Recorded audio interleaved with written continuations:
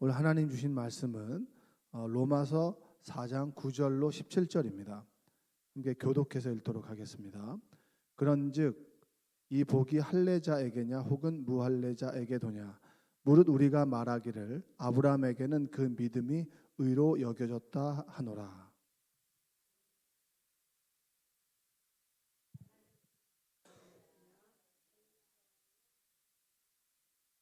그가 할례표를 받은 것은 무할례 시에 믿음으로 된 의를 인친 것이니 이는 무할례자로서 믿는 모든 자의 소망이 조상이 되어 그들도 의로 여기심을 얻게 하려 하심이라.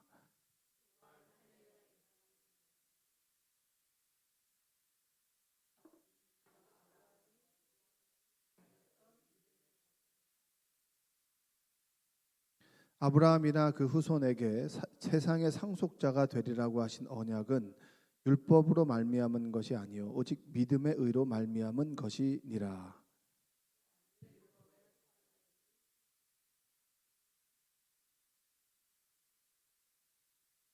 율법은 진노를 이루게 하나니 율법이 없는 곳에는 범법도 없느니라.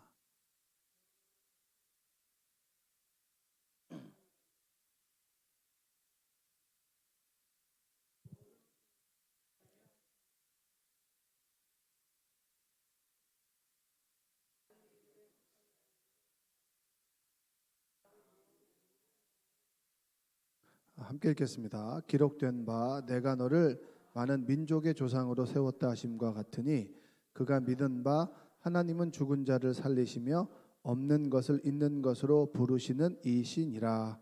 아멘. 오늘도 하나님의 은혜가 여러분의 삶 가운데 함께 하시기를 주님의 이름으로 축복합니다. 유대교, 그리스도교가 있습니다. 처음에 예수님이 활동하실 당시에는 유대교였죠. 유대교. 그리고 예수님께서 죽으시고 난 다음에 예수님을 따르던 사람들이 그리스도교입니다. 그러니까 유대교와 그리스도교는 다르죠.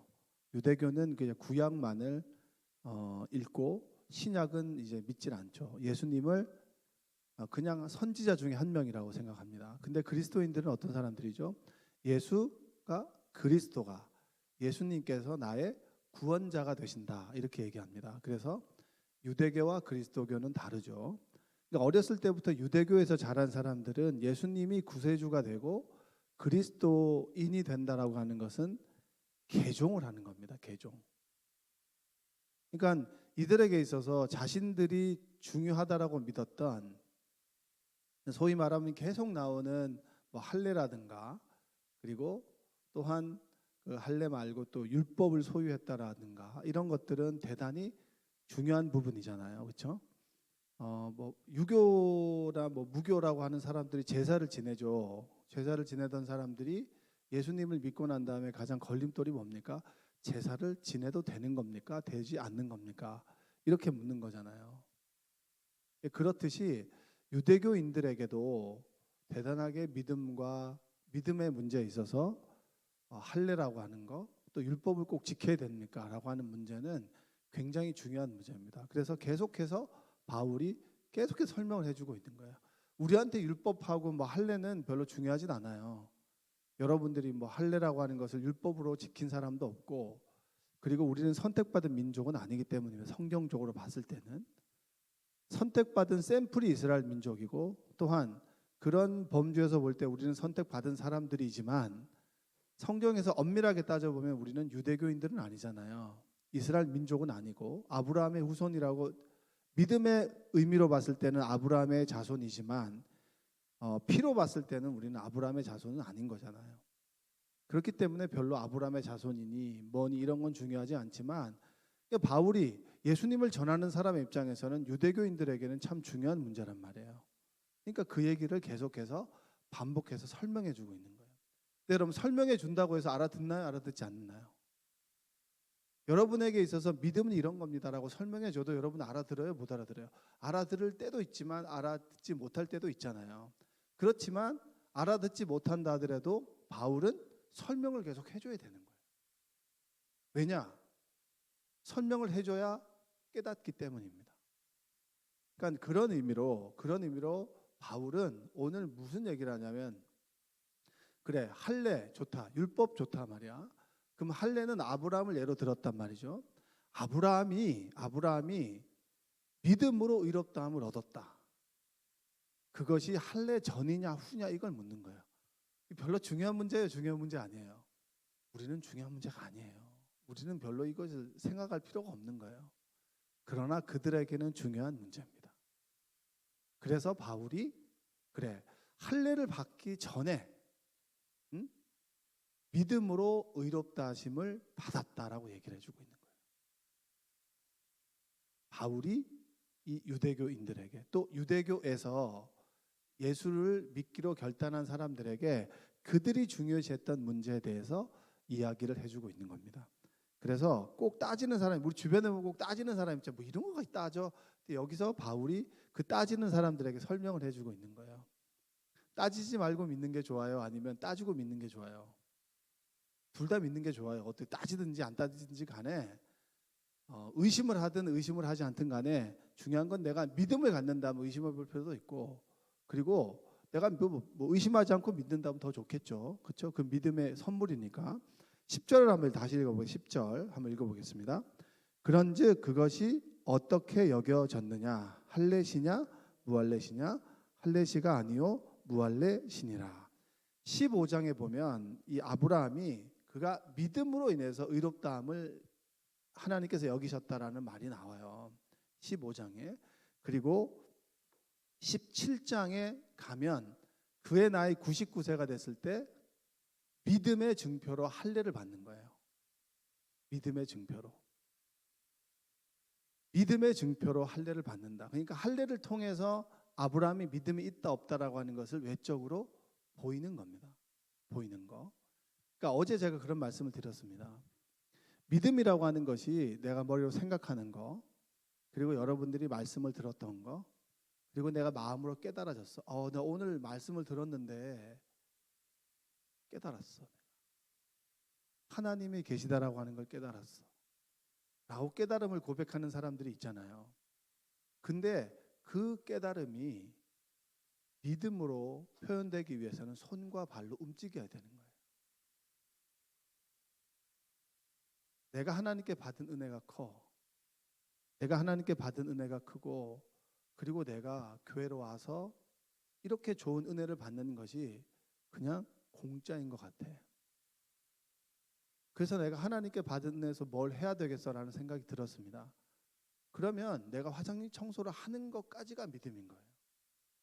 깨달은 대로 여러분이 산다라고 착각하시면 안 되는 거예요.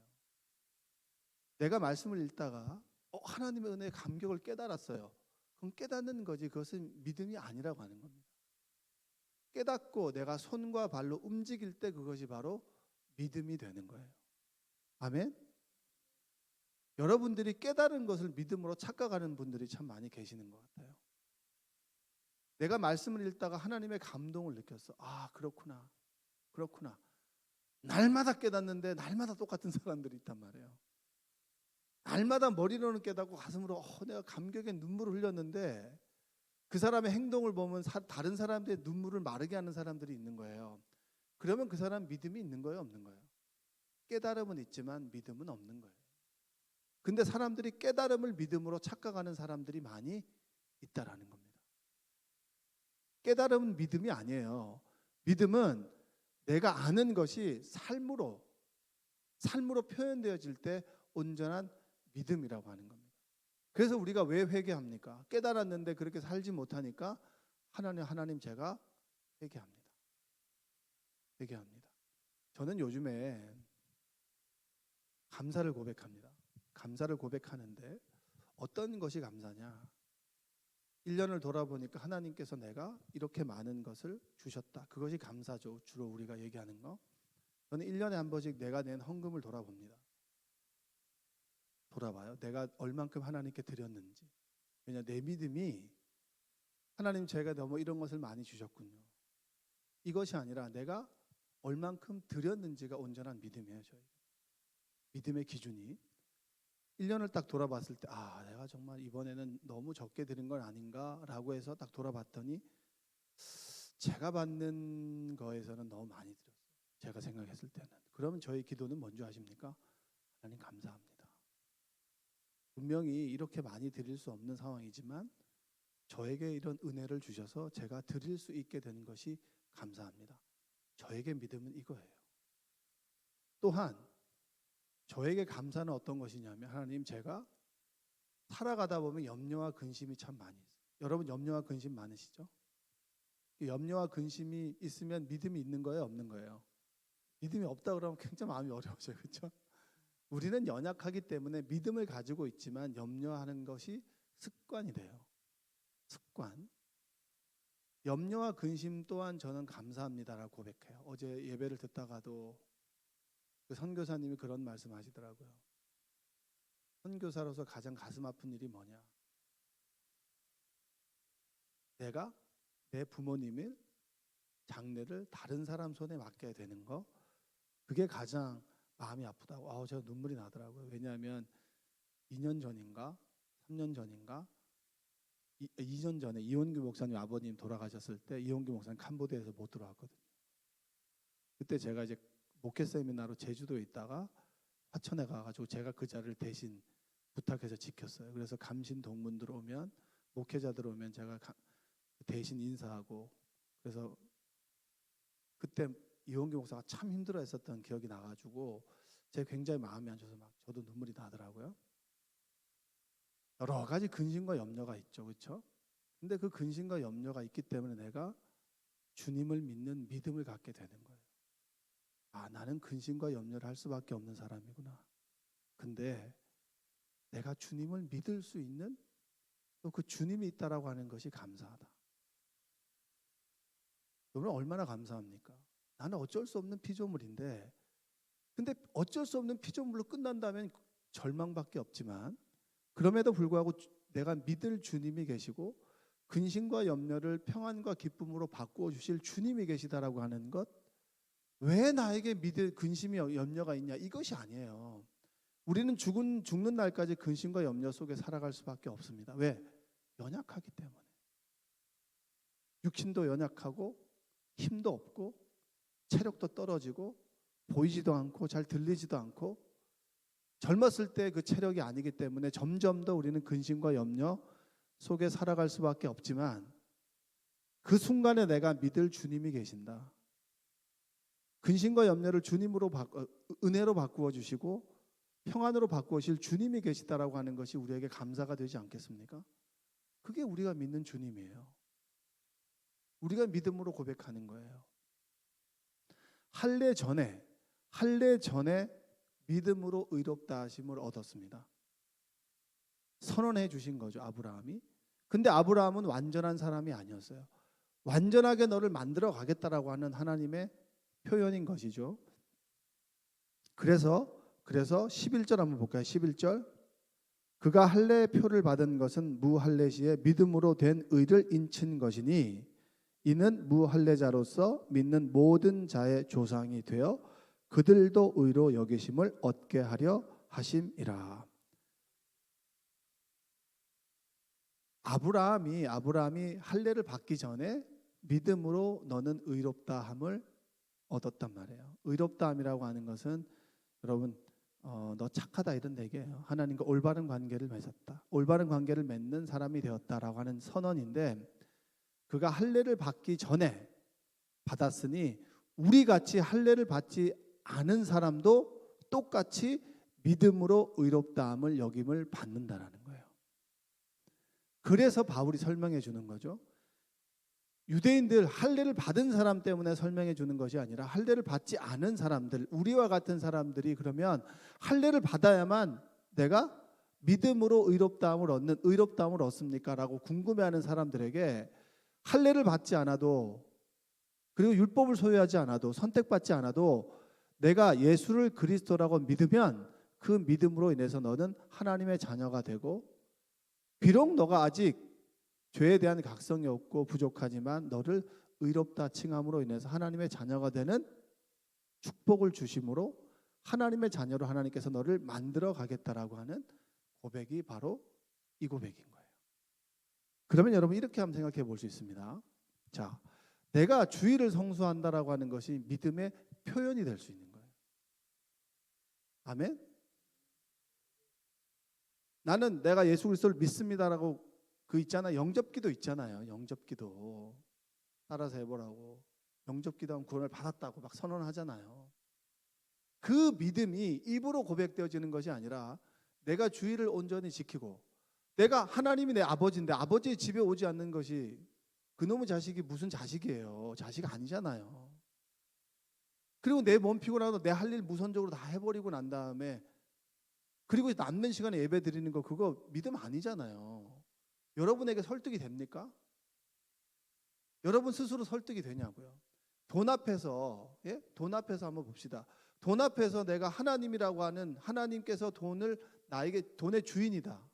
하나님께서 내 물질을 주인이 되시고 필요할 때 주시고 필요 없을 때는 주시지 않고 그 완급 조절을 하나님이 해 나가신다라는 믿음의 고백이 뭡니까? 여러분 드리는 헌금이잖아요. 하나님께 드리는 것, 11조 근거가 어디 있습니까, 성경에?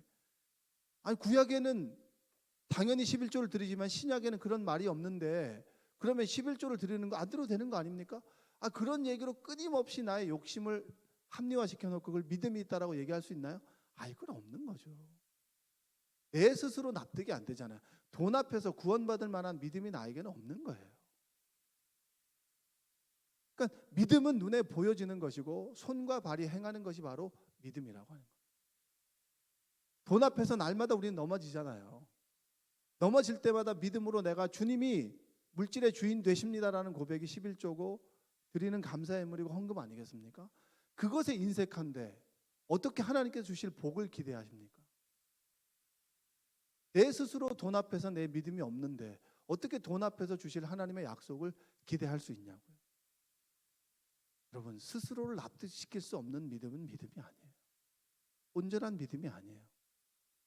그래, 성령께서 주시는 마음에 의해서 고백되어지고 내가 내 스스로도 참 대견하다 싶을 정도의 그러한 믿음의 표현을 가진다면 여러분 자체는 믿음이 여러분을 설득할 수 있지만 그 믿음이 여러분 자신 스스로를 설득할 수 없고 그렇게 하면 되겠지 라고 하는 것은 온전한 믿음이 될 수 없는 거예요.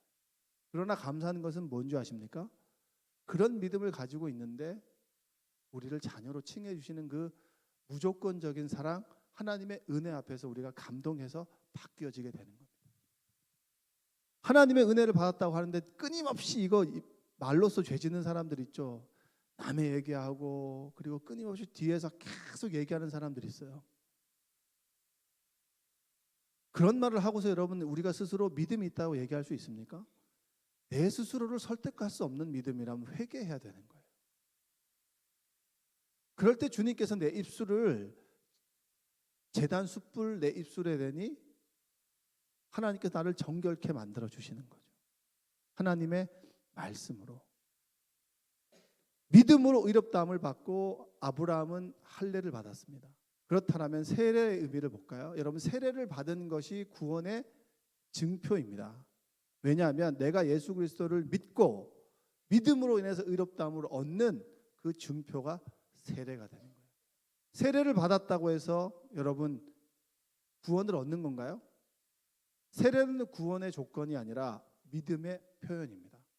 뭐라고요? 한번 따라서 볼게요. 세례는 믿음의 표현입니다. 돌아가시기 전에 여러분 세례를 받게 했다고 해서 구원을 받는 것이 아니라 말씀은 하지 못하지만 끊임없이 복음을 전해요. 예수 그리스도를 영접하십니까? 믿으시면 눈이라도 한번 깜빡해 보세요. 깜빡하는 분은 계세요. 믿음으로 고백하는 거잖아요. 그 믿음의 고백의 증표가 세례가 되는 거예요. 그래서 병석에 계신 분들이 믿지 않는다면 끊임없이 복음을 전하라고 하잖아요. 눈 한번 깜빡해 보세요. 고개 한번 끄덕거려 보세요. 믿음으로 고백하고 그 외적인 표현이 세례. 바로 그것이 세례가 되는 겁니다. 그래서 굳이 아브라함의 이야기를 하는 것은 뭐냐면 우리의 구원은 믿음으로 인해서 주어지는 것입니다. 그 믿음은 표현되어지는 것입니다. 아브라함이 믿음이 있다라고 하는 것은 갈대우르를 떠나는 것이 그의 믿음인 거예요. 제가 믿습니다라고 하는 것은 반쪽짜리고요. 내가 주님을 믿습니다라고 하면서 자신의 삶의 안전한 곳을 떠날 때 온전한 믿음이라고 얘기할 수 있습니다. 그래서 그 믿음이 그를 의롭다 여기고 믿음의 조상이 된 것이죠. 갈라디아 3장 7절에 보면 그런즉 믿음으로 말미암은 자들은 아브라함의 자손일 줄 알지어다 이렇게 얘기합니다. 아브라함의 자손일 줄 안다. 자, 13절 한번 볼까요? 13절 정말 중요한 부분입니다. 여러분 이것만 얻고 가시면 될 것 같아요. 13절 아브라함이나 그 후손에게 세상의 상속자가 되리라고 하신 언약은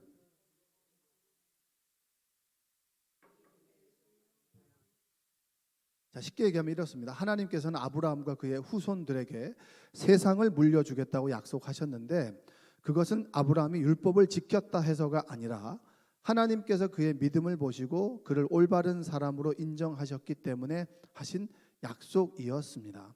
하나님께서 성경에 보면 하나님께서 우리에게 주신 약속이 있습니다.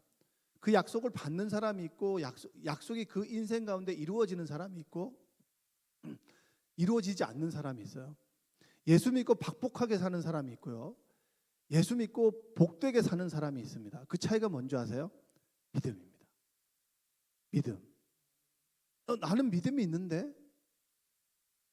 있는데 하나님 보시기에는 그 믿음은 아직 약속을 주실 만큼 믿음이 안 된 거겠죠. 아브라함에게 주셨던 약속은 뭡니까? 자손을 주실 것이고 땅을 주실 것이고 네가 복의 근원이 되겠다라고 하는 약속입니다. 여러분 이것만큼 큰 약속은 없어요. 근데 믿음으로 우리는 아브라함의 후손이 되었으니까 아브라함에게 주셨던 약속이 나에게 이루어지는 것입니까? 이루어지지 않는 것입니까? 이루어지는 것입니다. 믿으시면 아멘. 우리가 믿음을 통해서 아브라함에게 주셨던 약속이 우리 인생 가운데 실현이 되는 거예요. 내가 믿음으로 인해서 내 자손이 믿음의 대를 이어가고 하나님께서 나에게 주셨던 그 믿음의 약속을 내 자녀에게도 주는 겁니다. 다윗이 성전을 지으려고 했을 때 너는 안 된다. 너는 피를 너만 흘렸다. 그러나 네 아들 때 성전을 짓게 하겠다라고 하면서 네 왕위가 네 자손에게 물려주게 될 것이다. 그리고 너는 전무후무한 그런 명성을 갖게 될 것이다라는 약속을 주셨잖아요. 그 약속을 받고 다윗이 얼마나 좋았겠어요. 여러분 그런 약속 받고 싶지 않습니까? 내가 누렸던 삶보다 내 자녀의 삶이 더 풍요롭고 그리고 내 믿음보다 내 아들의 믿음이 더 좋을 것이다라는 약속이 여러분에게 이루어질 줄로 믿습니다. 그건 믿음이에요. 믿음으로. 하나님께서 주신 약속, 율법과 약속을 바울은 비교합니다. 율법은 뭐냐면 한 계명을 지키라 이겁니다. 약속은 내가 한 복을 주리라. 율법은 순종이 요구되고요. 그리고 약속은 믿음이 요구되는 거예요. 쉽게 얘기하자면 이렇습니다. 창세기 12장 3절에 너를 축복하는 자에게는 내가 복을 내리고 너를 저주하는 자에게는 내가 저주하리니 땅의 모든 족속이 너로 말미암아 복을 얻을 것이라 하신지라. 그래서 나를 저주하는 사람은 하나님께서 어떻게 한다고요? 저주를 내린다 그러니까 여러분 우리가 복수할 필요가 없는 거예요. 있는 거예요? 없는 거예요? 없죠. 예전에 그 영화 중에서 복수는 나의 것이라고 하는 영화가 있잖아요. 복수는 하나님의 것이지 우리의 것이 아닙니다. 그리스도인이 되는 그 순간에 복수는 우리의 것이 아니라 하나님의 것이에요. 나를 건드려 하나님이 너를 건드려. 나는 사랑해주면 되는 거예요. 왜냐? 복수는 하나님께서 알아서 해주시니까. 그러니까 우리는 그걸 떼어놓고 하나님께 맡기고 사랑만 해주면 되고 사랑받을 자격이 없으면 어쩔 수 없는 거예요. 그 사람은. 그 사람에게 복을 빌어줬을 때 그 사람이 복을 받지 않는다면 그 복이 나에게 오는 것이겠죠. 자, 복을 받는 것은 믿음으로 인해서 받습니다. 그래서 15절에 보면 율법은 진노를 이루게 하나니 율법이 없는 곳에는 범법도 없느니라. 자, 율법이 있으면 율법이 기준이 되어서 우리가 하는 행동이 죄다 아니다 범법이 되고 범법은 뭐예요? 진노를 받죠. 율법 자체가 없으면 기준이 없기 때문에 죄다 아니다를 구분할 수 있어요? 없어요? 없어요. 그래서 율법은 범법을 낳고 진노를 낳고 그리고 우리는 뭐죠? 믿음은 우리를 의롭다 하고 은혜를 갖게 되는 거예요. 믿음을 가지라는 얘기합니다. 마지막으로 제가 이런 말씀 드리고 싶습니다. 자, 우리의 약속. 말라기 3장 10절과 11절에 보면 너희가 11조를 하늘에 쌓으면 하나님께서 무지하게 부어주시겠다는 말씀이 10절과 11, 12절에 나와 있습니다.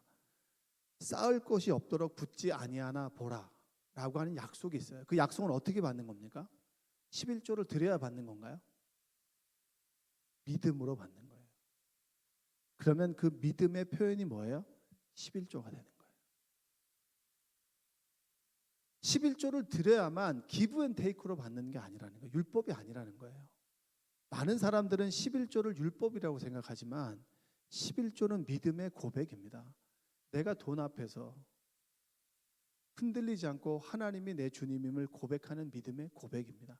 돈 앞에서 구원받을 믿음의 고백이 바로 11조가 되는 거예요.